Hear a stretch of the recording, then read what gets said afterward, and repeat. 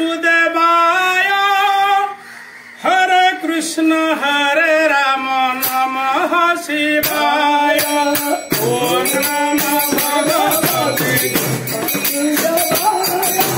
हरे कृष्ण हरे राम नमः शिवाय ओम नमः